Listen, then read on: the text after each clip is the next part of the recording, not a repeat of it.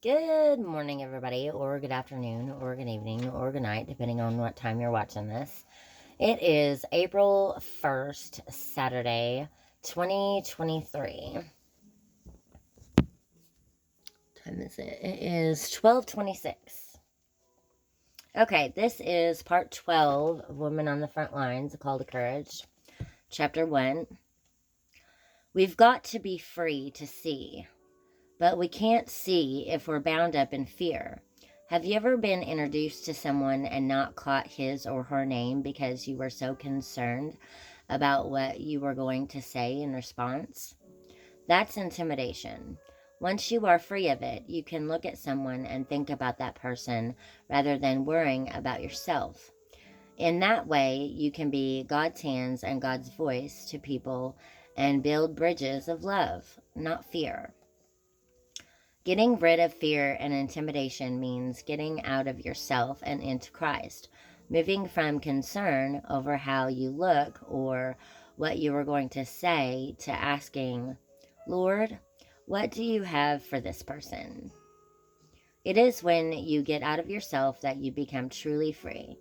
Learning to be free is a lifelong process, but in Christ you have everything you need, and it is never too late to begin. Dare to dream. Several years ago, I was scheduled to speak at a women's conference in Kansas City on the theme Overcoming Intimidation. At that time, I had not spoken at many conferences and still felt insecure about doing them. I knew that I had to conquer the enemy of intimidation that was coming against me if I was to succeed at this conference. I felt like I needed a lot of prayer time in order to prepare, but the only quiet times I had came in 15-minute segments while I drove back and forth between home and the school. On the Friday that the conference began, just a few hours before the first meeting, my final desperate prayer was, God, let me do this with no fear. As soon as I uttered the words, I saw a picture in my mind of me wearing a t-shirt with the words, No Fear, across the front.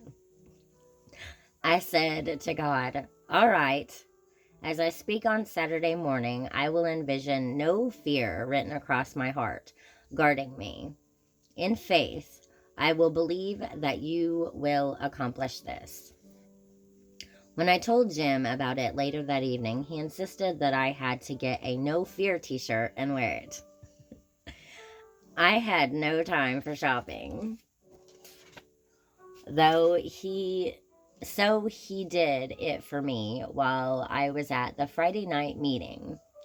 I returned home to find laid out on the kitchen counter 2 t-shirts and 2 hats with No Fear on the front.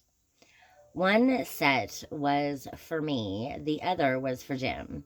In addition, inside the rim of my hat were the words that opened this chapter. Don't let your fears stand in the way of your dreams. Here was yet another testimony to God's faithfulness and to the personal, individual care He gives to each of us. After years of trying to deal with my fears and after many, many dreams through which God had given me hope, the time had come for me to apply what I had been learning. God was saying to me, gird your mind with the dreams I have placed in you and go, girl. I want to issue this challenge to you. Dare to dream. Open up your heart in a fresh way and ask God to put a dream there. Ask Him to dust off the promise book with your name on it and make those promises real and fresh to you. Don't let your fears stand in the way of your dreams. Take out the spike of intimidation and, like the Israelite woman Jael did in the Philistine Sisera in Judges 4, drive it into the enemy's head and kill the plans and schemes he has devised against you. We must be ruthless with the devil. He surely has no mercy on us.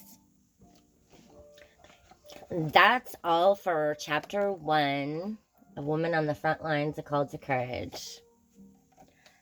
And that's all for part 12. Thank you for watching.